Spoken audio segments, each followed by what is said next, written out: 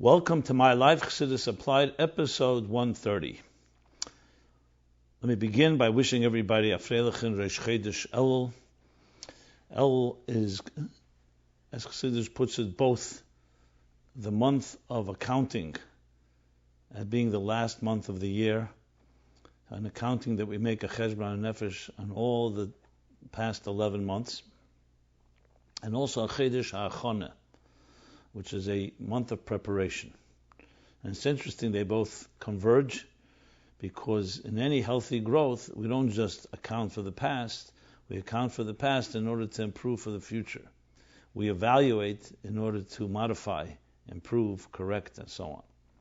So everyone should have a very happy Chodesh Elul, and one that we do the cheshbon, the proper cheshbon, accounting, and set the tone for a new year with new brachas, even more than we've had till now. Only revealed b'teva hanira v'nigla, shana teva masuka, ksiva v'chsim teva, shana teva masuka begashmis v'ruchnis, ruchnis begashmis gam yochad. The language of the Rebbe, which means a sweet and blessed year, materially, spiritually, materially, and all joined as one. And a year that should ultimately bring the Geula, which is one of the 5 Rosh Tevas and acronyms in the word Elul. With that, let's go into one specific lesson from El connected to Pasha Shoftim, being this coming week is Shoftim. Shoftim v'sheitim titun l'chol b'chol sharecha. We always read in the beginning of El. So Chassidus brings Hashem Echad, and the Rebbe cites it in many sichos from the Sifsei Kayin al Atera, where he interprets Shoftim v'sheitim titun l'chol b'chol sharecha literally means, obviously, that you shall appoint judges and law enforcers in all your gates, in all your municipalities. But everything in Torah has a lesson, a personal lesson. What is the personal lesson in this? That titun l'cha, the emphasis on l'cha. Because it could have said titun b'chol sharecha, appoint them in all your gates. What's the l'cha to you? Because in each one of us, we all have sharecha, our gates. We have 7 gates, 7 gateways between the outside world and ourselves. What are the 7 gateways? 2 eyes, 2 ears, 2 nostrils, and 1 mouth. So we have 7 passages, channels, through which we connect to the world around us. The rest of the body is enclosed. But these are the sounds. So what we see, we take in, what we hear, what we taste, what we smell. It's basically the 5 senses, but broken down into the 2 eyes and the 2 ears and the 2 nostrils. It doesn't mention mishush, touch, which is the 5th sense, most likely because it's not a gate, a gateway. A gateway needs to be like a gate in a wall. If the body is like the wall, the gateways are these 7. So the Torah is telling us, Shoftim v'sheitim titun l'chol b'chol sharecha. Do not think that you're not influenced by the world around you. Do not think that we don't need protection and we don't need care. A person should appoint gatekeepers, Shoftim and Sheitrim, gatekeepers to protect what goes in and what comes out. Imagine, we did that all the time, how much our lives would be healthier, purer, more in control. Because this way you walk down the street, or wherever you may be, whatever's happening attracts you. You either see it, you hear it, you smell it, you taste it, or if you want to use the mouth as being, you speak about it, probably more taste it. But you can control these things. It's not something that is just an open gate. You're supposed to appoint something that allows, that regulates the flow in and out, what goes in.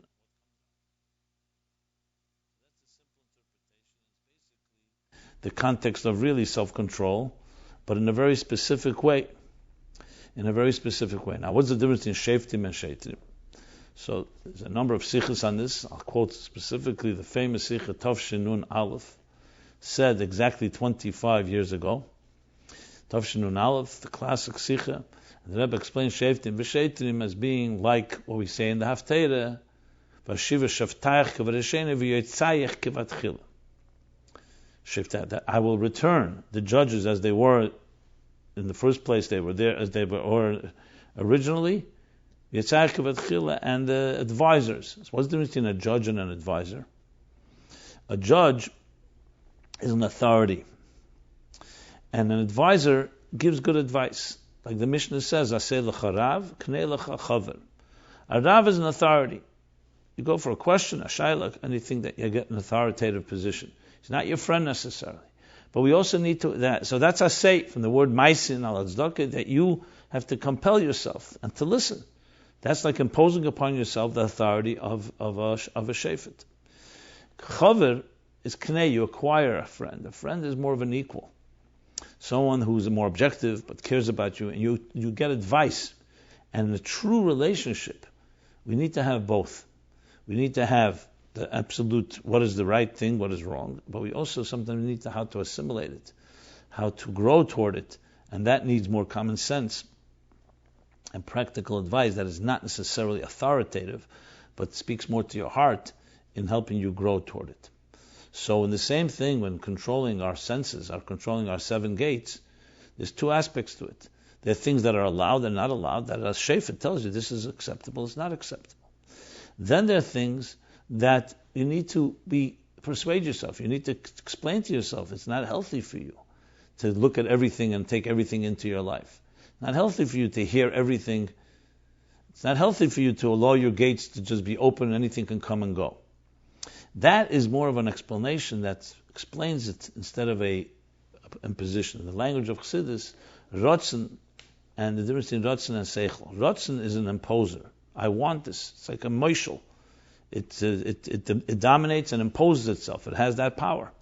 Seichel is a persuader. It convinces our midas and influences them to understand that it's best for them to grow and mature in this fashion. And they complement each other because both are necessary. Often you need a combination of both. One tells you what, and the other one tells you how. So that is part of it. You could ask the question, of course, Shoftim doesn't sound like a friend. Shoftim is a law enforcer. So look in the Sikh and Tafshin Aleph, he discusses this, these 2 elements. But bottom line is the law enforcer is not an authority. The law enforcer is just enforcing that which the shefet, the judge, ruled. The law enforcer, the policeman, is not a ruler. He doesn't write the laws. He, if necessary, through good ways, or if necessary through discipline, will make sure that the law is enforced. So we need both elements in our lives. One, which is the Kabbalah sale. This is what is expected. Another is to integrate it and internalize it in a way that it becomes part of our lives. It's really ultimately what Chassidus teaches us. You need the makif and the pnimi.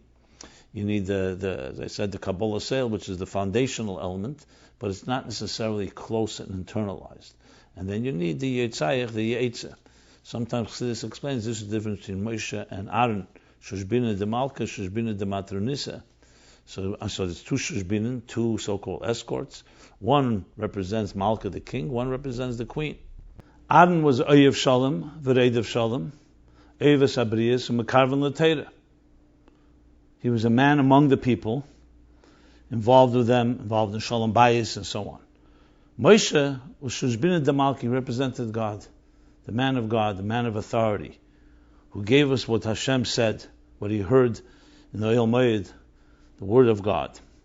And you need both for it to be a complete relationship. One is the power of the authority, the Kabbalah sale, that you need as a solid foundation, and the other is to internalize and integrate it. Ratzon, the makif, comes into the pnimi. And you need both in the fullest sense of the word. So now, that, of course, applies to the month of Elul. To the month of Elul, because this is the month when we make such a dim cheshbon to make sure to control what comes in, what goes out in our systems. So besides living a pure life when you control the gateways, and you have both sides, the sheftim and the shetrim, you have both authority, what is right and what is wrong, and the internalized way to persuade and convince and to grow and mature in that process. Besides the purity going in and out, you also take control of your life. That you're not just a victim or reactive to other forces, but you control what comes in and what goes out in your domain. You have gatekeepers, and you have that ability to be able to take control of your life, and it creates a far more healthier and powerful life, because you are then in control of what you're experiencing. And it's the ultimate way, obviously, to conclude this year and enter the new year. Let us now do some feedback on some questions on different previous episodes, as well as doing some new questions. So, let's begin with this. We spoke last week about owning a pet. So someone writes, there may be some halachic issues with owning a pet, but I've seen some issues with not owning any also. For example, it seems that far too many frum people grow up being afraid of even small animals like cats and small dogs. Before I read on, I'm not sure exactly how owning a pet is going to resolve that, but I hear what you're saying. Although I do see logic in not having pets live in the house with a person, far too many of those who do wind up thinking of animals as people, even to the extent of calling them their children. If you try to convince them that they're not actually children, they will respond in a way that shows they think that you are insane for saying that they aren't children. They hold animals to be more important than people. Still, with all that, raising kids to be some sheltered and separated from animals, that they're even afraid of cats and small dogs, does not seem too healthy either. This might be an instant where the advice of the Rambam might be helpful, where he said that a person should not be extreme at either end but go in the middle way. Might that apply here?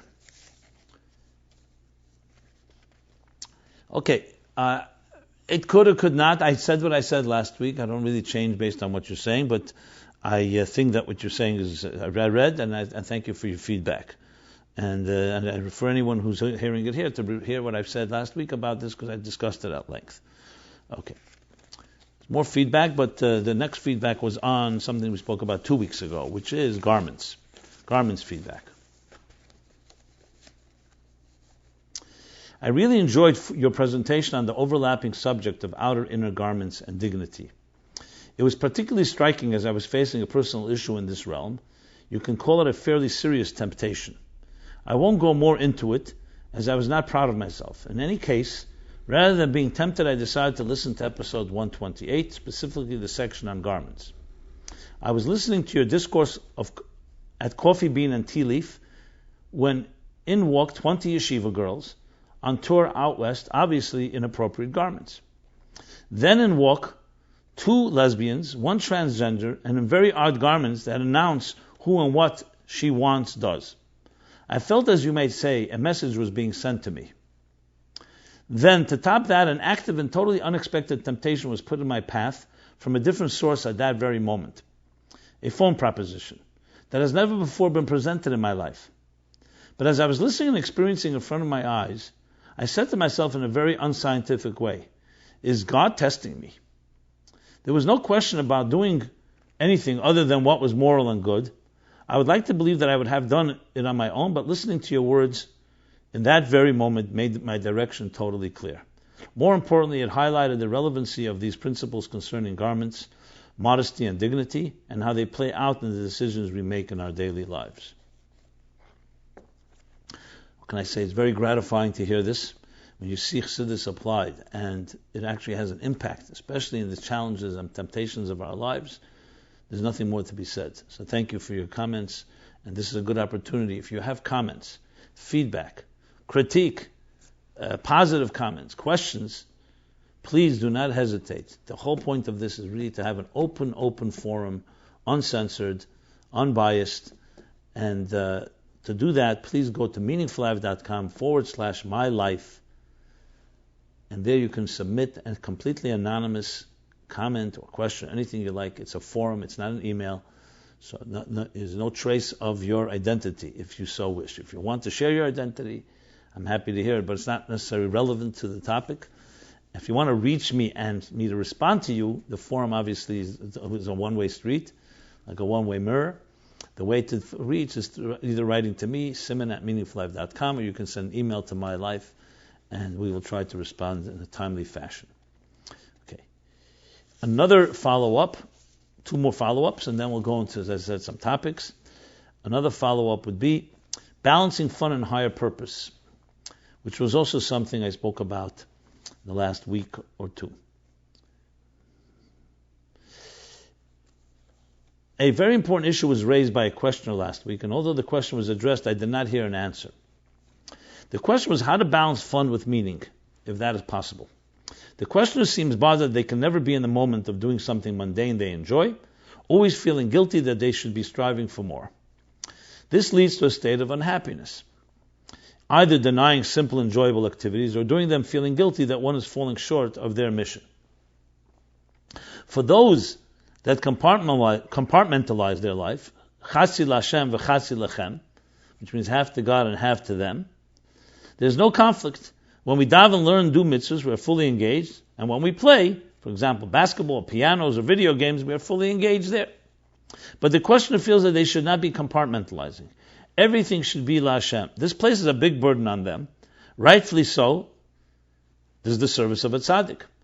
And they feel they can never be in the moment, because they're constantly feeling guilty that they're doing just plain old fun. Of course, we can tell them to reorient themselves and realize that true fun is with meaning, but for the same price, we can tell them to be a tzaddik and a beinoni. That does not help the person, only makes them more guilty. So what is the eitzah for them? What is the solution, the advice for them? They want to play baseball, piano, video games because it is enjoyable, without having to think maybe I should be talking to the person next to me about 7 mitzvahs, saying Tehillim, or otherwise spiritually engaged. They want to play with their grandchildren because that is enjoyable. Are we going to deny them the simple pleasures in life? Are they doing wrong? Is there a balance? Perhaps the answer is that Chassidus Chabad does not have place for playing baseball, piano, video games, or with grandchildren. And if that's the case, let's say it. There's no place for having simple enjoyment. Many people struggle with this, and those who don't, is because the fight became too burdensome. Guidance would help many people lead more guilt and stress-free lives. While I appreciate your comments, and that's why I read them, I really believe that you should listen to my discussion in the last episode where I discussed this. It's interesting you say that you didn't find an answer. I directly addressed this. For some reason, you seem to suggest, and I hope you take this in the right spirit, that it's either a tzaddik or compartmentalization. Why is there extremes here? Why are we not growing people that grow always toward a higher goal? The Alter Rebbe makes it clear in Tanya that we're not looking to become a tzaddik. The Eibishter wants Yada Lov Ruach Memorim, the Eibishter wants to send a neshama like that, that's up to God. We're looking to control our thought, speech, and action, and that guide it toward Hashem as much as possible.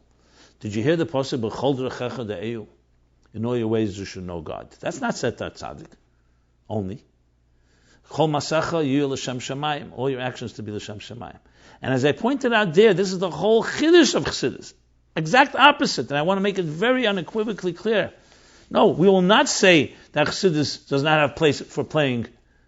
Absolutely, most of life is reshus. You know what reshus is? Reshus is not isur, not heter. It's not what is prohibited and not what is must be done. It's most of our lives: eating, drinking, walking, playing, and that too needs to be done. So absolutely, that's the whole point of Chassidus. That's one God that manifests in so many different ways and details of our lives. So that's why we grow. That's how we grow. That's the whole point of the Tanya. So what I say, that you can be completely occupied with the Chol Drachecha De'eh all the time, you try your best. That's why we learn Hashgacha Pratis. You're playing with your grandchildren. Beautiful. Why not learn a lesson from children? You're doing something of natural work. I remember speaking about one of the lessons that Rebbe learned from a laundromat. Even mundane things, Shmini Tov Shemem, that Rebbe learned lessons from playing soccer. Everything is a stepping stone and teaching us about God. We should aspire to that. Can we actually implement it? Every person according to their measure. So I absolutely believe I explained this, and I think I'm glad you're asking it. Maybe other people have the issue as well. We don't have to be heavy on ourselves. That's not the point. The point is to do it in a light way, and it's a beautiful way. Yes, having fun and recognizing that within that, of course, fun al pitera, not something, God forbid, that's forbidden, and understanding how that also helps us. Not just grow because when you're enjoying yourself or when you're getting stronger, healthy physically, you can then serve God. But in that itself, there's a lessons that we can learn about ourselves, about our souls, about our relationship with the Eibishter. And it's a beautiful experience. It makes everything deeper and more meaningful and not just frivolous fun. Again, everybody according to their pace. So thank you for writing, but that's the key point to the whole thing. And again, Chassidus is exactly teaching that. I want to add one more thing. It's not about putting guilt on people and having stress. That's also a distortion. That's the way maybe some people taught it. It's on the contrary. It's an embracing a beautiful way of life. That life is integrated. That everything has deeper lessons. And you keep on growing. Additionally, I wanted to add was regarding Geula. And when we're anticipating the Geula, we're looking to find in everything in life, whether it's medicine or science or fun or entertainment or mundane matters, we're looking to find the Aleph. Goyla Geula means that you put the Aleph of Elikus, of Echad, of Agdus, of Alufa Shalelam, of the divine into Goyla, not replacing it and not eliminating it. In the Goyla, in everything we're doing, we're recognizing the higher purpose. In the words of the Rambam, Lo yi'eseka elam el ladasas Hashem bovad. The involvement of the world will be nothing but to know God. That doesn't mean there won't be involvement. It means that the purpose, there'll be means and ends. The end will be a world filled with divine knowledge as waters cover the sea. So there'll be diversity and there'll be different type of activities, but each one will be infused with its deeper purpose instead of it just being fragmented or compartmentalized. And it's all part of a beautiful, dignified, and eloquent process to grow to being a more actualized and a more divine, more refined human being. There was also about beard follow-up. We'll do that right now, and then we'll continue with some new questions. What's the beard follow-up? The beard follow-up is... Okay, someone wrote to me in Hebrew. More details about the Rabbi Beryl Weiss story. Okay, fine. And another question. Someone wrote, "Thank you very much for these shiurim. You really enable us to apply. You really enable us to apply Chassidus to our daily lives and be proud to live as Chassidim, especially in today's day and age where we seem to be more involved in the world." In episode 128, you referred to the beard as Tselem Elokim, divine image, which demonstrates the importance of having a beard. What about rolling a beard? Does that detract from the Tselem Elokim or Chassidish aspect? Thanks again for Afotzas Amir and Schutz. I'm wishing you a Ksiva v'Chsim Tev. Okay, well, you may notice I think I roll my beard, so I may be biased in answering this question. So the Rebbe has in the Sichos, the Rebbe Rashab too, that they cite, you can't verleiden, they couldn't tolerate someone that verkatsche the bord. There's growing a beard, there's the mitzvah, the Araisa, and according to the Tzemach Tzedek and the other sources, as I mentioned, the Sefer Hadras Pnei Zokon, it quotes all the different sources and opinions. That's one thing. Curling a beard, it may be a thing of Chassidus, it's like too much putzenzich and involved in vanity or looking nicer and so on. And there's definitely a discussion about that. Does that compromise the Tselem Elokim? It's an interesting question. I would probably say, not in the so-called halachic and Kabbalistic sense of the word of a beard, but maybe if a person's thinking about themselves too much and vanity and look in the mirror and they're putzing and so on, that maybe they're somewhat more focused on themselves than Hashem. But I wouldn't put it quite in the same class as actually shaving a beard or the facts that are connected with the halachic elements and of course the Kabbalistic and Chassidic elements of Yud Gimel Midas Harachmi, Yud Gimel Tikunei Dikna. That would be my general response. But there may be more on this topic. As I said, I know as a Midas Chassidus what the Rebbe Rashab said, the Frierdiker Rebbe, the Rebbe. So that's my response to that. Okay. With that said, let us go to. I think I covered the feedback. Yeah. Let's go to a question. What is meditation's place in Judaism? Where is meditation's place in a Jewish life? What is the difference between his bonanus, his boidedus, his slavus, and dveikus? You could throw into there, if you want, also hasoga. Okay. Very good question. Especially today's day and age where you hear a lot about meditation. Today there's an expression mindfulness. So, there is, even though it's not based on Chassidus Chabad, there's Aryeh Kaplan's two books, Kabbalah meditation and Torah meditation, or meditation of the Torah, I don't remember the other name, but something like that, where he does a pretty comprehensive take on meditation's role in the context of Judaism in general. Obviously, it's a book, so you can look it up and refer you to that. From a Chassidus point of view, especially, which of course is based on Chazal and based on Psukim and based on the whole approach, I don't know if it's called pulling rank, but I would say the whole concept of what people talk about modern meditation, we don't need to be told this is something that is from the beginning of time. Judaism has always focused on, as you put these words, hisbonenus and so on. Let's start with the basic concept of prayer. What is prayer? Ezu aveda shebelev zuhi tefillah. What is the service of the heart? That's prayer. In contrast to Torah, which is the service of the mayach. Torah is primarily with the mind. There's an element of lev there as well. There's an element of heart, but primarily it's the mind. Using your understanding Torah. Aveda shebelev for the heart. What does it mean to serve with your heart? Think about it. That requires an emotional conditioning, an emotional tune-up, which, as the Gemara says, ein dim nispal el metech keved reish. You don't begin to daven until you have keved reish. Literally means a heavy head, but it means a nova v'shiflus, as Rashi interprets, a humility, a modesty. It means mindfulness. It means that you are taking it seriously, because this is an experience. It's a journey.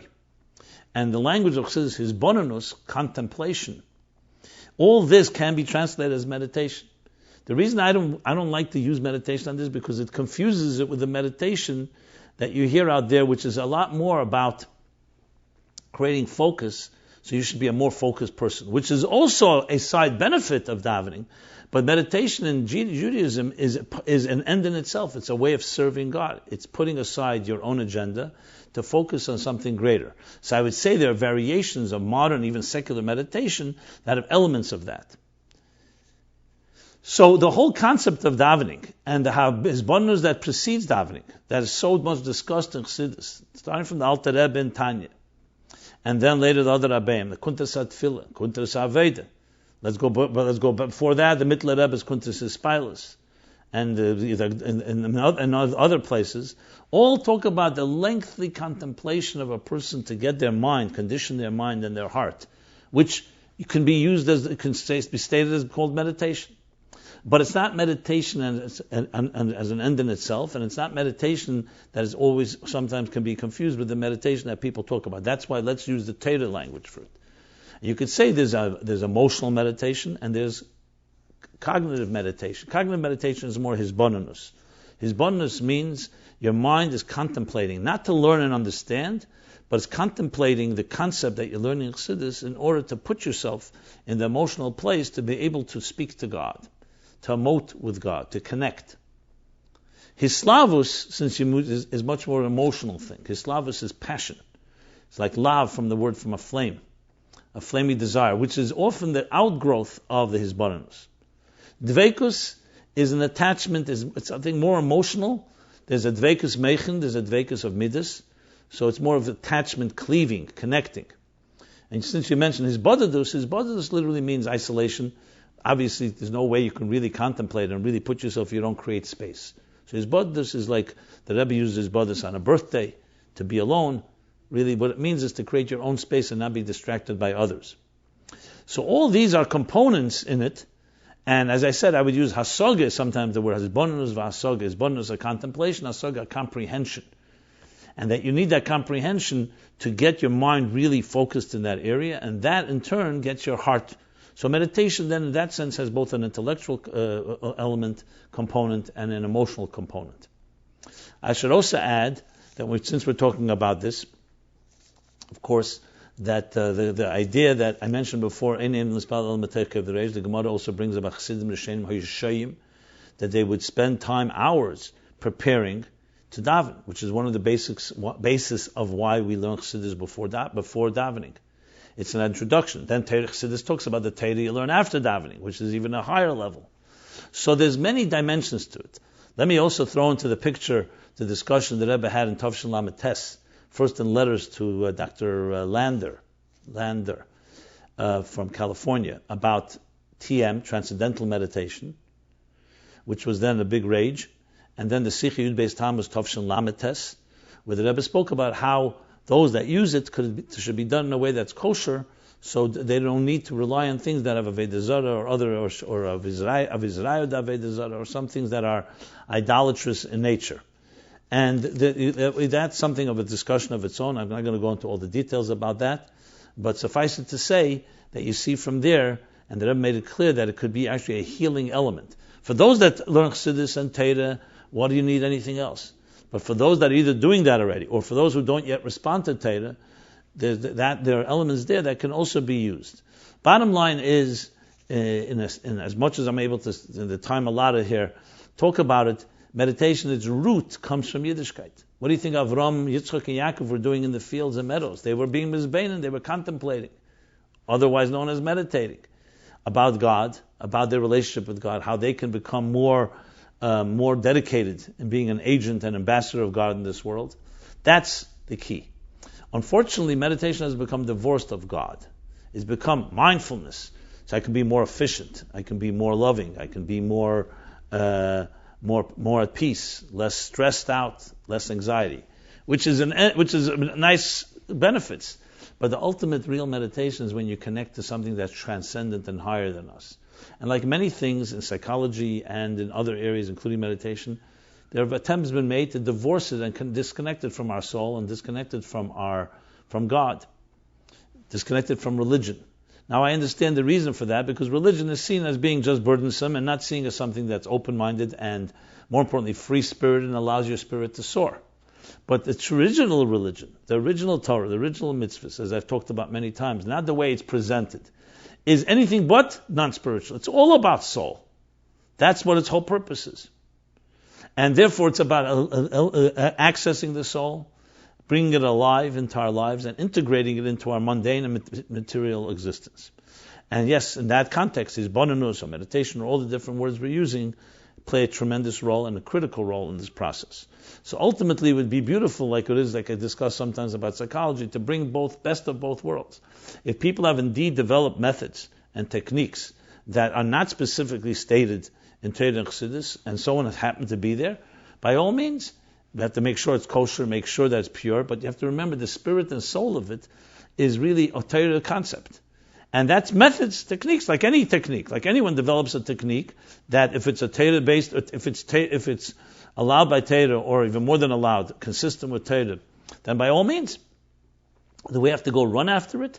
Absolutely not, because that's the whole point. One of the reasons I do Chassidus Applied is because to show that when we dig, sometimes you don't even have to dig very far. That's the whole point of Chassidus, is to help us refine our minds, condition our emotions, condition our behavior, cognitive, emotional, and behavioral conditioning to allow us to fulfill the mission of our lives. In the Aces of Tanya, Moyach, Lev, and Maise, Chabad, Chagas, Nihi. Machshava Dibura Maise, I should say. Moyach, Lev, and Machshava Dibura Maise. I think this is a good segue to the next question. Can we really master mind control over our hearts?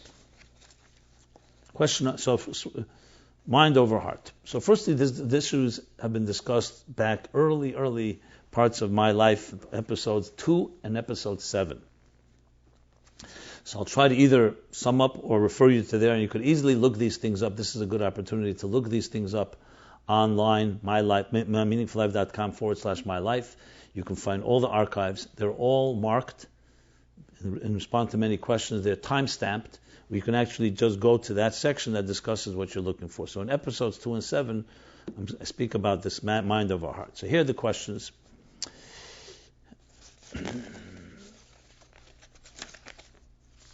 Just making sure I'm covering everything. Yeah. Good.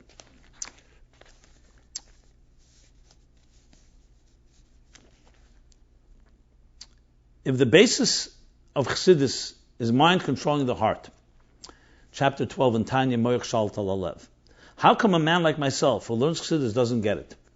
I lose myself over my kids, my wife. Also, I suffer from intimidation. I'm always concerned what others think of me, and I avoid confrontation at all costs. How did Moshe Meislish pull it off to control his heart when Napoleon placed his hand on his heart? The famous story that Moshe Meislish was sent by the Alter Rebbe, who supported Alexander the Russia, and he was spying, And then they were suspecting him, so Napoleon went over, because a person like that always is very tense, went over to hear if his heart is beating rapidly, more than natural. And he put his hand on his heart, or he put his ear to his heart, and his heart was calm because Moshe Mamash had that composure and ability to control himself. So that's what this question is referring to. Okay, good question. Question 2. Does that mean that the mind controls the heart, that it's only about our thoughts and intellect? Is there room for the heart? Like, should we go with our intellect or our gut feeling? Which is correct? Sometimes our gut feeling is really right and the truth, while other times we need to follow our head and not trust our hearts. What is the rule when making choices? Mind or heart? And if it's mind, then that's kind of like shutting down and suppressing and turning off the heart. So is the mind dominating and controlling our heart, or is it just to help us influence and direct our heart? I'm not sure if I'm being clear. I'm trying to understand the mind and heart relationship and effect on a person and their choices and decisions in life based on the Aleph of Chassidus. Since it seems like go with your mind, it's in control, so we are shutting off the heart and controlling it to only feel and want what our mind wants, is there room and place for the heart on its own? Maybe it's really giving us direction, intuition, and those feelings are correct, but maybe not. I'm a little confused and would like to know what the correct path is. Do we go with our heart and mind, or is it a mixed challenge? Can you please explain, define, and give examples of it? Thank you kindly. Yeshu Koyach, sei gesund and gebencht with Mashiach now. So I'll answer the questions in order here. I go back to what I spoke before about fun and meaning and purpose. The main thing you have to always remember, tafasta merubah tafasta. You don't grab more than you can chew. The whole point, ma'at agarshena. That's the key to growth, is climbing a ladder, climbing a mountain. You don't climb a mountain in big leaps and bounds. You do it step by step. And in all training, actually, you'll find that the step-by-step process is far more effective because it's internalized and you grow in that direction. So to go from us to Moshe Meislish and to put utter self-control of that nature, I don't think it's likely. Definitely not in the early stages. The key is to move toward that direction and find your path and your method based on Chassidus, Chanechel Nal Pidarke, because Chassidus gives us the general principles. Then you need a Rebbe, you need a Mashpia, you need someone, we talked before, Shoftim and Sheitrim, to help us create our particular recipe and formula to make it work. And what are we trying to make work? Slowly. If you see yourself getting out of control, you say, over your wife, your children, or intimidation, what others think about you, you're not going to change that overnight. What you do is you slowly try to find something on a daily basis. Today, I got angry. Let me stop myself next time I get angry or something I emotionally react. And let me walk outside, take a walk. Let me think about it. If you do that once out of 10 times, you're on your way. If you completely say, I can't do it because I'm not Moshe Meisel, you're not going to get anywhere. Rab Zusha asked the question, he was crying, why he's not like Zusha he's going to be. He's going to be taken account for why he's not like Zusha, not like why he's not like someone else. And that's a critical component that often we miss because we start looking at others, we start looking at the standards, we've been criticizing yeshiva, we hear from Mashpiyim who demand and demand and demand. At the end of the day, it's about taking seriously your life and taking step by step by step. That's the way to go. So, if Chassidus is yes about Me'er Shal Talev, but Shoftim v'Sheitim Titn L'cha B'chol Sharecha, but can you suddenly impose that you're going to be completely 24/7 like Avram Avinu? Complete control over your chushim? Most likely not. So the approach has to be one that's more about doing it in the steps. Regarding the second question, I spoke about it then. It's just Chassidus is filled with this topic. God blessed us with a mind and a heart for a reason. The way it should work is like this. Life is experienced through the emotions. That's where we experience life. You love, you're attracted, you're repelled. Chesed, Gvura, Teferes, Netzach, Yisod, Malchus are all emotions. That's where life is played out. But a mind is like the captain of the ship. The ship is the emotions. But you need a captain to guide it, because emotions on their own, as explained in chapter 9 in Tanya, are impulsive. To the point that they even influence the mind and they can bias it and prejudice it. So the mind should be an objective captain that weighs issues, reflects, and then comes back and says, this is what we should be doing. Now, the mind doesn't ignore the heart. Obviously, if you're in an emergency situation, or the gut feeling or intuition something's wrong, but you don't want to just jump. If it's emergency, you have to run from a fire, you run. You don't start contemplating on it. But if it's something you're not sure of, the gut feeling and the intuitions inform the mind. The mind, in turn, will reflect on it and take that into account. That it may not be purely logical, but I sense something's wrong here. And maybe it's good to be cautious. What you don't want to have is an emotional, impulsive control over your entire life, which in most cases, instant gratification, whatever seduces or tempts us, we follow. So again, it's a process, step by step, and you need both. They speak to each other. They work with each other. Healthy people. Children are controlled mostly by their emotions. A young child is tired, it cries. It's hungry, it cries. You get a little older. Bar mitzvah, bas mitzvah. You start saying, you know what? I can wait. I can pause. I can reflect. This doesn't mean emotions go away. Emotions are regulated and they mature. This is called hagdolas hameichin al yidei amidus al yidei hameichin. That the mind actually helps the midas, the emotions become more mature, more refined, as explained in many places in Chassidus, in Tafshin Gimel, and Ayin Beis, volume 1 at the end there, well, in the end, close, 2/3 through the volume 1, where he talks about Iber Yonika Meichin, or Mutva Murgish Muskel, 3 steps in the emotional growth process that is through the intellect's training of the heart. Okay. Next question. What's the deal with learning Kabbalah? What is practical Kabbalah? What is practical Kabbalah? Is it witchcraft?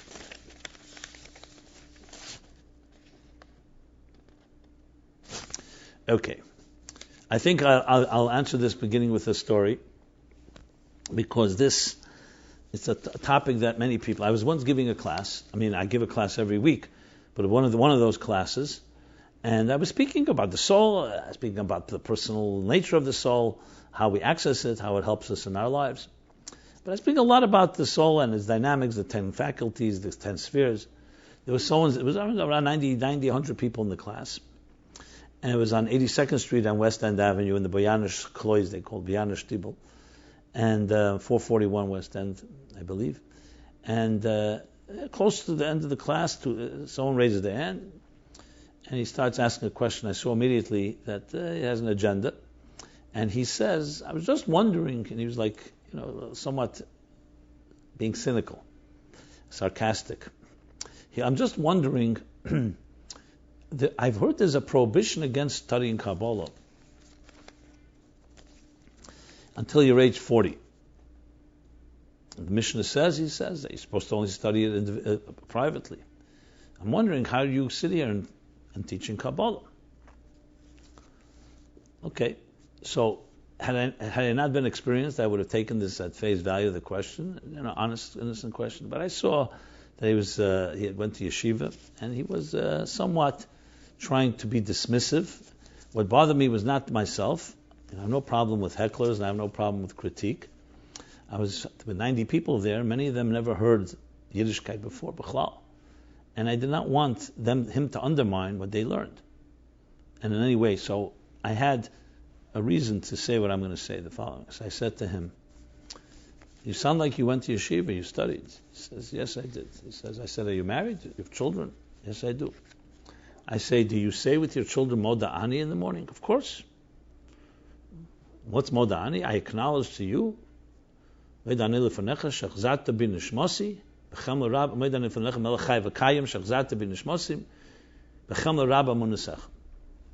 I acknowledge to you, King of the universe, the king and lasting king, for returning my soul to me. So I said to him, when your children ask you, where was the soul before it was returned? Where did it go when we went to sleep? Excuse me. And what is a soul? What do you say to them? I can't answer because there's a prohibition until you're age 40. When you're 40 years old, come back to me and I'll tell you what Maida Ani means. Is that what you say? And that was a rhetorical question. I wasn't waiting to hear from him. Or do you just not answer? I said, sir, or rabbi, young man, let me ask you something. Have you ever learned Kabbalah? No, I never learned Kabbalah. So I said, how do you know that I'm teaching Kabbalah? He says, it sounds like it. So I said, no, I'm teaching his ABC of Judaism. It's the Aleph base. It's the Maida Ani. that we have a soul, that it returns to us, that it's a driving force in our lives, that God sent us here on a mission. This is not Kabbalah. This is ABC of Judaism. And I'm surprised that someone went to yeshiva, doesn't know that. And I said it intentionally in this way. I was not being tit for tat, reciprocal. I wanted people to hear this, to demonstrate his ignorance. So, in answering the question of Kabbalah, Kabbalah is Chelek Elokah. There's Pshat, Remez, Drusad. Chassidus, first of all, is not even Kabbalah. Learn Kuntus and Yonash Al-Terech Chassidus. Chassidus is Yechida. It permeates all, and it's higher and greater, and it's a whole different story. Let's just make that clear. Chassidus is not Kabbalah. Chassidus is based on Kabbalah. Sometimes it says Chassidus actually, Kabbalah explains Chassidus, not Chassidus explains Kabbalah, but that's not for here. The point is, Kabbalah is the esoteric, the soid, with the Zohar, of course, being the classic from Rashbi. Sefer Yetzirah, maybe the earliest Kabbalistic work from some say Avraham Avinu composed it, Rizil Hamalach. And then there's many Svarim, I'm not going to list them all, enumerate them all. That's called Kabbalah. Some of that Kabbalah you can read, and it's relatively not difficult to understand. Most of it is cryptic and very difficult to understand. And yes, indeed, there were the prohibitions that were there for many reasons. Primarily the main reason, you can't learn it on your own, because you need to have a teacher, and it has to be, you have to appreciate the subtlety. The Chassidic writes in the beginning of Sharish Mitzvah Tefillah that the reason Kabbalah you avoid, because Kabbalah is also metaphorical and uses a lot of gashmis, the yichudim, zivugim, romantic imagery, which can be misconstrued if someone doesn't have the subtlety and the refinement and the modesty. And it was misconstrued. Shabtai Tzvi, Jacob Frank, and many, many others. However, in addition to we once studied, Zal says, mitzvah legalizes ha-chochmah. It's a mitzvah to reveal this wisdom as we get closer to the end of Golos. And the Mashiach told the Baal Shem Tov, Kishifu Tzemayin Chutza, when it will spread your wellsprings, which is Chassidus and Pnimis HaTeira, outward Mashiach will come. And the Rabbi made it and codified it and turned it into something that now, because the Ben Chela, the Moshe Alter Rebbe gives, and therefore we have to, even the most precious stone in the king's crown that you would never give to anyone, you need to say it have, which is to fight the darkness. And the second reason that Rebbe brings is to give us a taste of Shabbos of the Geula. So it's a whole different story. We have the authorities that are telling us that's what you have to do. The questions are questions. Now there's a thing called Kabbalah Maisis. Kabbalah Maisis is something that was never meant to be used, very rarely, and not even be Yachid. Kabbalah Maisis is someone like when the Baral went and built a Goylem based on Shemes HaKadoshim. That's Kabbalah Maisis. It's like practical Kabbalah. It's not really, the word practical is not a good word. Or applied Kabbalah. It means using Kabbalah to change something. Almost magical. That obviously is great care and rarely done, and it's not something that we teach or spread, and it's not the derech. So we talk Kabbalah Maisis. It's not necessarily witchcraft. Witchcraft is poshet osim in Atera. Witchcraft is comes from the Sitra Achra and Klippa and the things that the Torah forbids. But there's Kabbalah Maisis, which is not necessarily osir, but it's something that is not done. It's not the way we go. And the Mekubalim that did it to some extent or talked about it did not become part of a mainstream approach. If a Rebbe wants to use his Kabbalist, it's his responsibility and his achrayis, but it's definitely not part of what we're talking about, mitzvah legalizes hachach. So that's the brief answer to this subject matter. Today, it's critical to learn Pnimis HaTeira because we have so many challenges out there. We need to talk about God. We must talk about God, which is the main reason why. Because there was a time in a pure insulated environment where you picked up Yiras Shamayim from the smell of the chicken soup in your grandmother's kitchen. God was in the air. It was between the lines. It was everything. Mitzvah's Torah was all about Hashem. It was all about soul and spirit. So you don't have to go talk about it. Like a healthy person doesn't have to talk about health. As a matter of fact, if someone says, what does health feel like? You start describing it, you probably need a doctor. Health should be seamless, empty, invisible, and just flow. What does it feel like blood flowing through your veins? You shouldn't even know.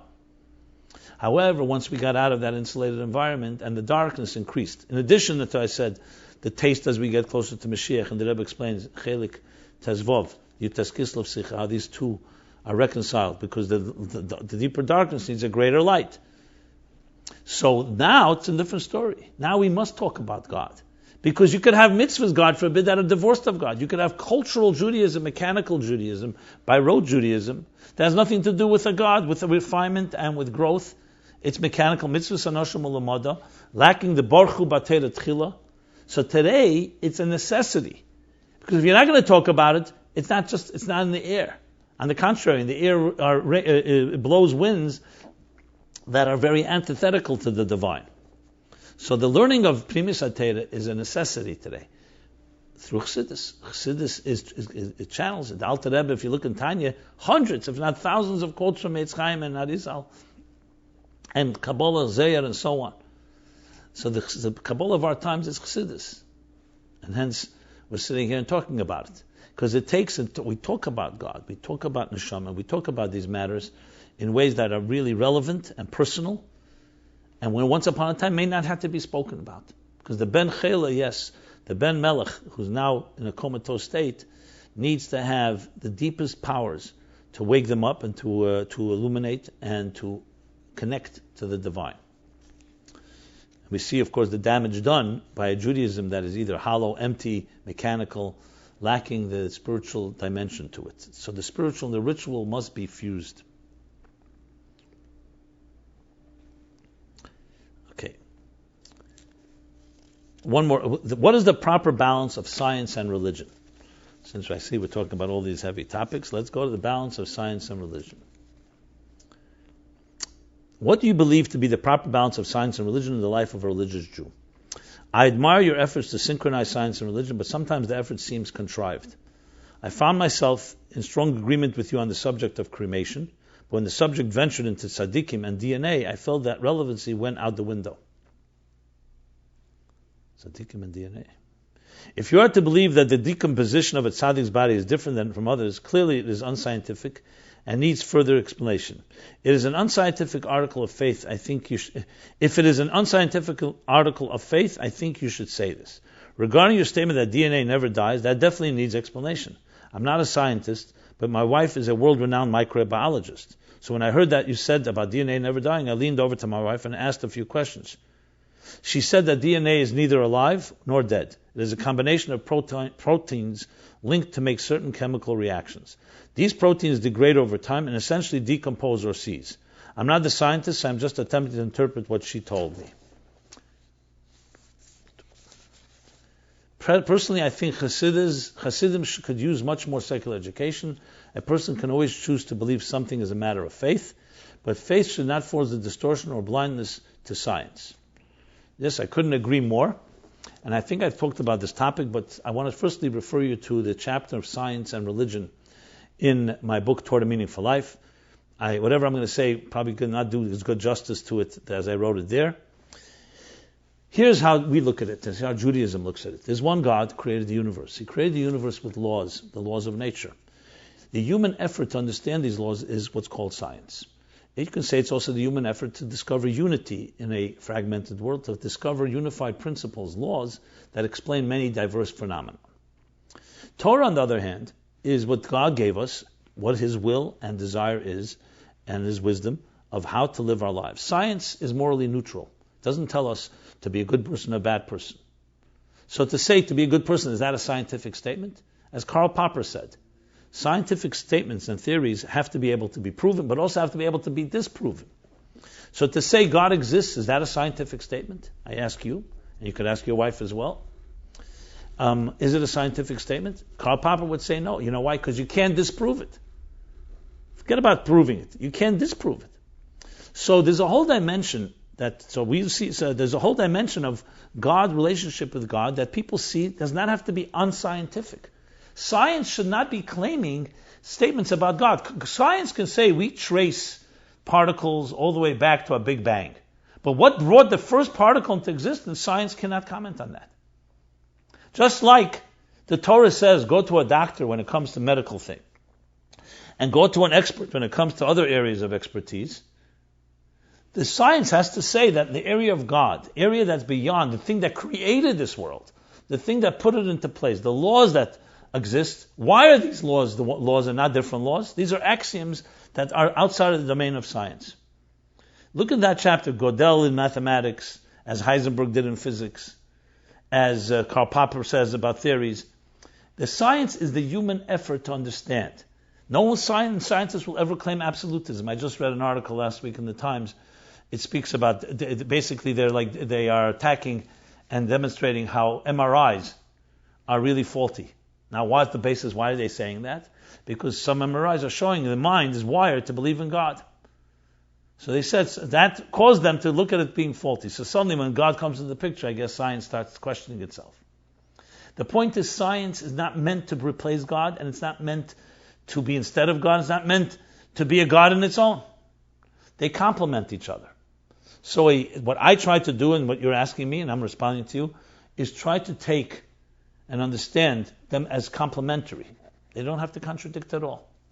The concept of Tchias HaMesim, for example, resurrection, there was a book a few years ago called The Science of Resurrection.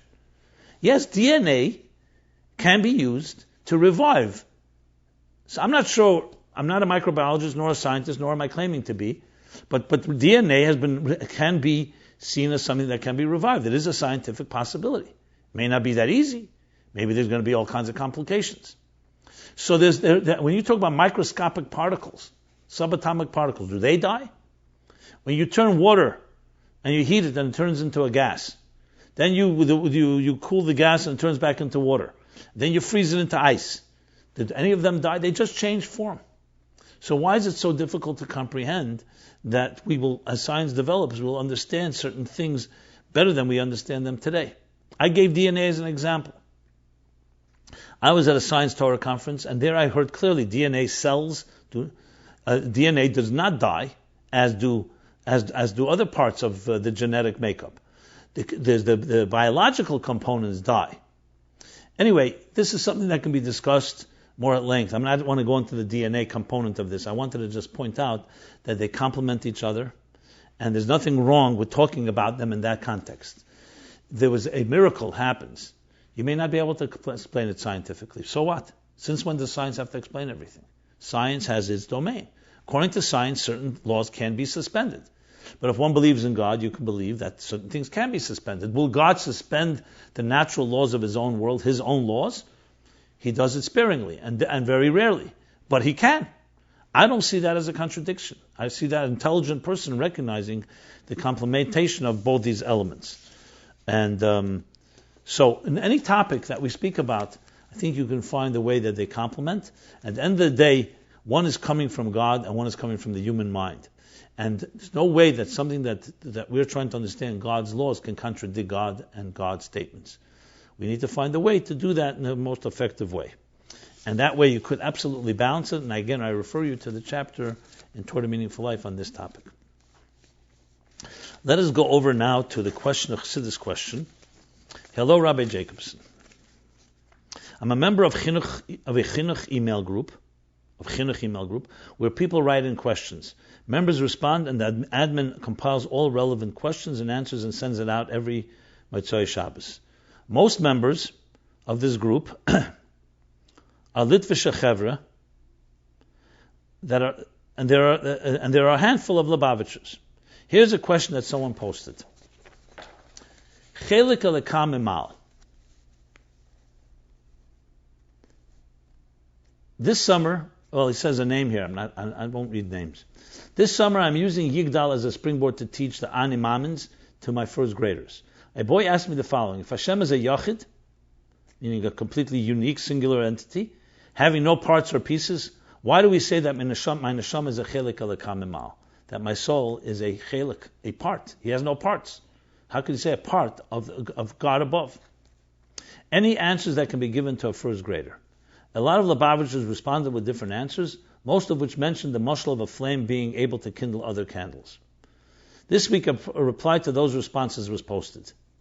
More on Chelek Elokah M'maal. Again, I'm not going to read the name because I don't want to come across as criticizing any individual here. I was shocked, this person writes, I was shocked to see what some of our esteemed mechanchim wrote regarding the topic of Chelek Elokah M'maal. Many responded with a mashal of a master flame and sparks. From that flame, which implies that God detached something of himself and placed it in man. One mechanech wrote, the soul is a piece of Hashem literally. Another mechanech wrote, he can put many, many different parts of himself into many, many different people while remaining one. All of this is nothing less than apikursus. Hashem is Echad and will never change, including not detaching from himself into pieces. It behooves educators to actually look up the source before saying explanations about it that have no basis in our Masorah, especially when those explanations have ramifications to Amunas Yisrael. The pasuk in Iyuv 31:2 says this phrase, but a look into the Targum there will show clearly that the meaning is nothing more than a portion set aside from above for man by God, but nothing to do with God himself. Even Chassidus Question, which quote this phrase more liberally, do not mean it literally, chaz v'shalom, only as a mashal that man's soul is similar to God in terms of its ability of free will, etc. Please speak to our Gedolim as I have regarding this topic before elaborating on your own on topics that are so sensitive and carry so much significance. I asked the Rav what he thinks about it and what an appropriate response would be. He suggested I contact you.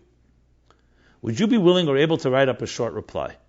My concern is that others will read his post and due to lack of knowledge be convinced. So instead of writing, let me say what I have to say.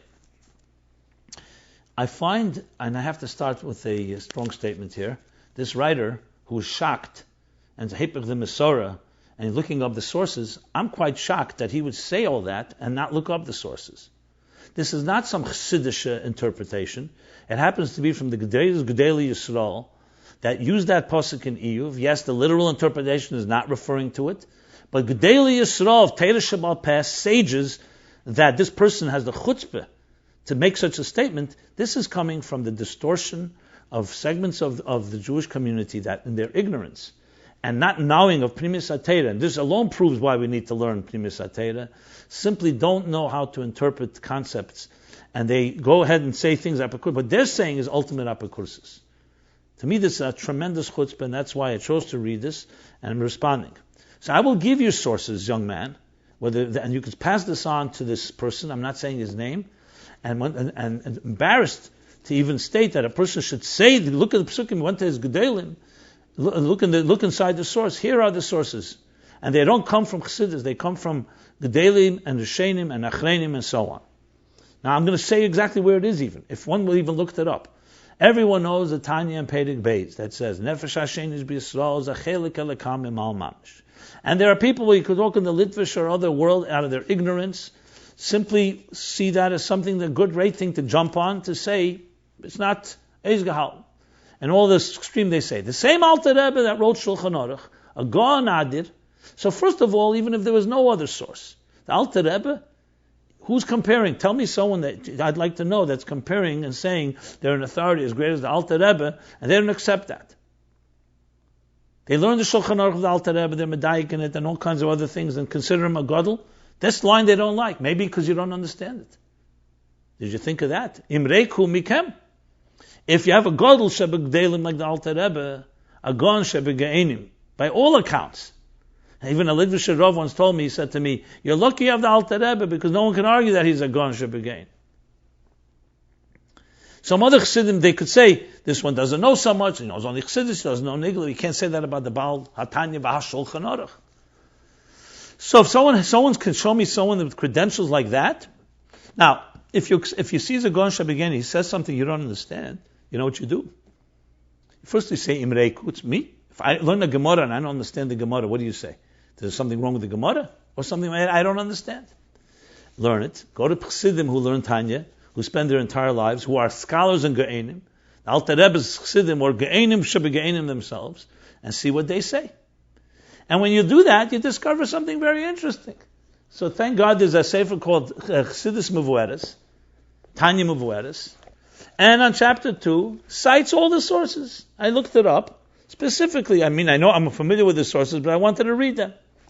That Alter Rebbe is not even saying something in the first one. That Amak and Sefer HaPardes, Reish Shar Lamed Beis.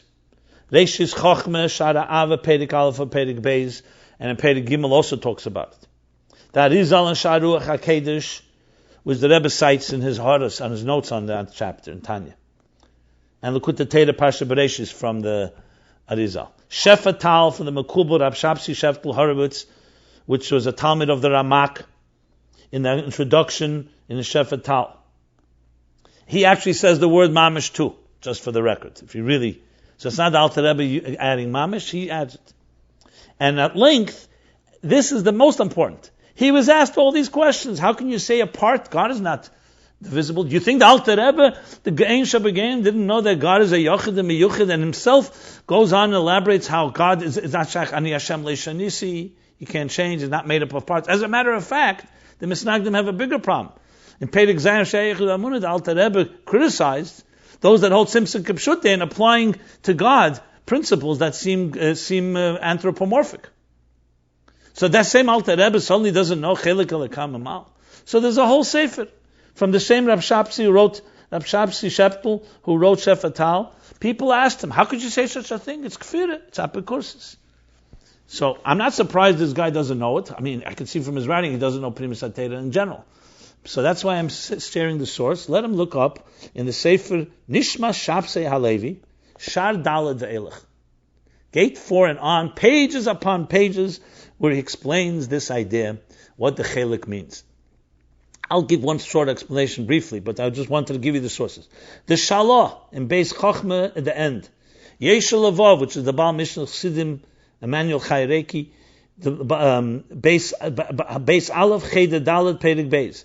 Yoris Dvosh from the Ivan, Chelek Aleph, Drush Aleph. Eira Chaim, the beginning of Parsha Bereshis. And going further, they bring here in this, thank God, they say also that's also Pshita cited Svarim that are not based on Seid. This you could say, okay, we don't learn Seid, even though these Gdelim by all accounts are the greatest Gdelim, of the greatest Gdelim. So here's a whole bunch of sources that are not Seid, that say they also used Anasham Yisrael, the Posek Chelek Elokah M'maal. Examples they give, the Marsha, Shabbos Lamed Beis Aleph, uses Chelek Elokah without the word M'maal. Pnei Yeshua Bab Metzia 58b, the Malbim Yeshaya 50a, and many places, the Heimek Dovar, Eschanan 7:10, and also many places. So, now, as far as how do you explain it? So there's plenty of places that speak about it in Chassidus. There's a long letter from the Frierdiker Rebbe and discussing this. It talks about the Rebbe Rashab saying that all four words each have a particular meaning, Chelek Elokah M'maal Mamash, and how the Tzemach Tzedek struggled with the issue, and the Alter Rebbe told him it's Rotze and Shuv, and how M'maal refers to the highest levels, Mamash refers to literal. Bottom line is, obviously, it doesn't challenge any of the Yesodis of Amunah. Now, if someone said to you, you didn't know that this said in Chumash, that God created the human being in the divine image, B'Tselem Elokim, not once, Tzalmeinu Kidmuseinu, B'Tselem Elokim. How would you interpret that?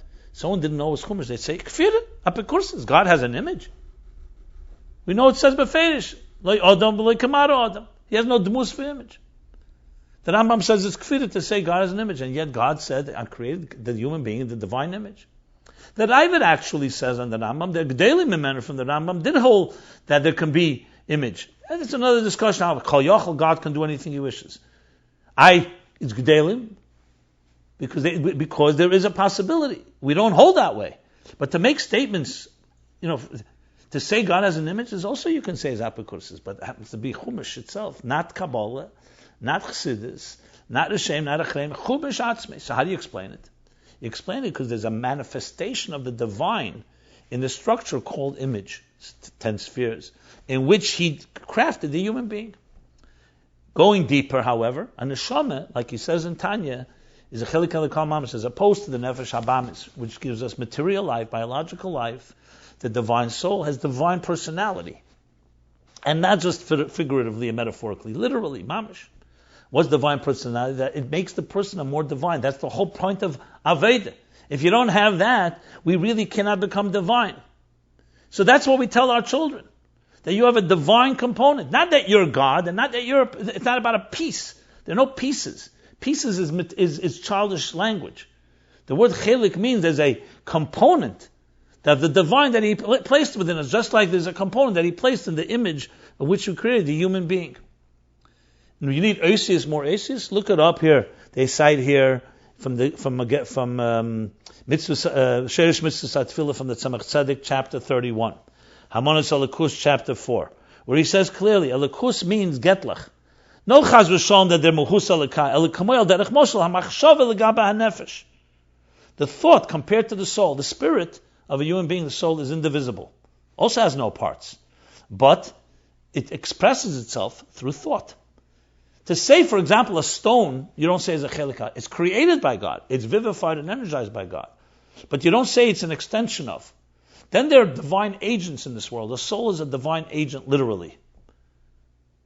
There's only one God. That's obvious. Anyway, these are a few sources, and there's more. If you look it up there, there's in Beis Rebbe, a beautiful, a Meisharim rather, 29a, a beautiful Yiddish explanation of it. And there's the letter of the Frierdiker Rebbe that I quoted before, in volume 4 of Ligur's Kodesh of the Frierdiker Rebbe, page 401, and goes for quite a number of pages and explains all these elements. You could also look, there's a sefer called the Kutei Amorim, all the Ha'aris of the Rebbe on Tanya that has come out on chapter 2, also quotes many, many sources. And obviously I can elaborate more on it, but I think I've said enough. And obviously I said it with passion because I'm not like someone coming with amaratzis and just spouting things. And what we tell our children, yes, that God sent the neshama down to earth, creating the divine image. And Chelek Elokah M'maal Mamash. And the Alter Rebbe, you learn the rest of the Peirik. He brings proof to it. Vayipach ba'apav nishmas chayim, another pasuk. How do you explain that? Why doesn't it say Vayipach ba'apav nishmas chayim in animals, in grass, in oir, in rakia, and all the other asarim amoris? Because there's something unique. He took offer. Vayipach ba'apav nishmas chayim. Metechi yusei nofach, from the language of Zohar. These are all sources. What does that mean? God has breath? God has a teich from his inside. He breathed into it. It's obviously using human language, dibra teira b'lashon b'nei adam, using human language to understand something coming from the depths. And like he continues, Yisrael bonim lamokim. Jews are considered children of God. Why is that not kfirah? Children? What, God suddenly has children? We always say that's kfirah. Humans have children. And a child, like he brings there, is Yisrael ola b'machshava. A child is a part of an extension, a part of their parent, as he explains in chapter 2 in Tanya. So yes, it needs explanation, no problem. But the Yisod has to be, the Alter Rebbe said this, even without any sources. And then you have all these gedalim, that our job is to try to understand it. Just like before, to understand what a neshama is. And unfortunately, when you don't understand what a neshama is, you have all these questions. Yes, there's a thing called a divine agent in this world, and that's who we are. And that's critical to understand the whole idea of serving God. Okay. I'm sure there'll be follow-up to this. Let's conclude now with the essays of this week.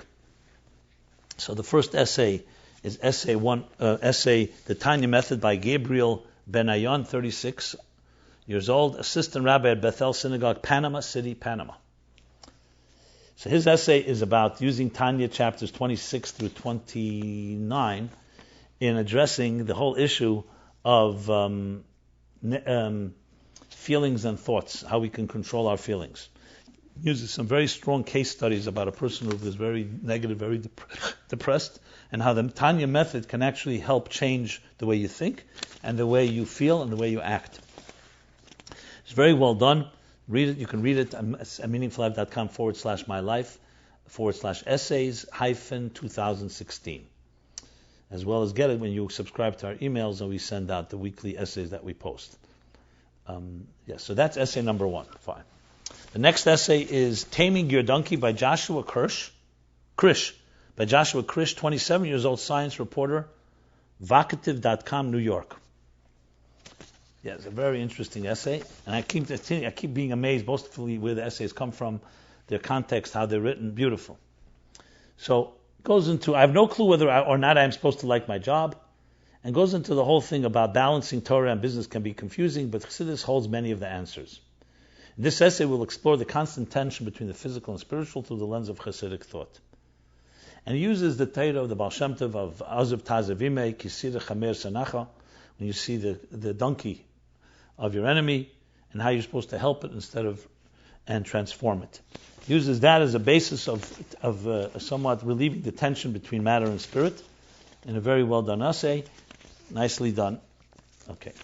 The next essay is, and the third essay is in Hebrew, Abba Ima Rak Rega, Positive Present Parenting, by Levin Apastik, 33 years old, Rishon LeZion, Talmud Mechanech in Teira Malka Rishon LeZion, Lud, Israel. And his essay is about, obviously, this essay is about the challenges that we find, especially parental challenges, and how to be a better parent, based on Chassidus. And very well done, and basically looking for the step-by-step Beinoni process, instead of perfection and extremes from one to the other, rather to figure out how to live in the moment, and be a parent from moment to moment, rather than just thinking of it all or nothing. So again, well done.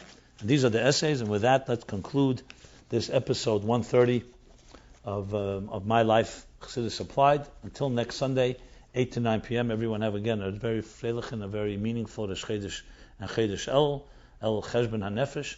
I want to conclude also that you can subscribe. We have excerpts that go out by email that we start sending out from Rosh Chodesh El for 60 days, based on my book called 60 Days, A Spiritual Guide to the High Holidays. It's a free subscription. Just go to our site and subscribe to it. Every day will come a meditation or a thought, an inspirational thought, and an exercise. And of course, the book has more elaboration on it. So it's a great way to travel through these months and really appreciate each day by day and do it in a manageable way, but grow as we get to the process. And look forward to next week at 8 to 9. MyLife, Chassidus Applied. Be well. Bye.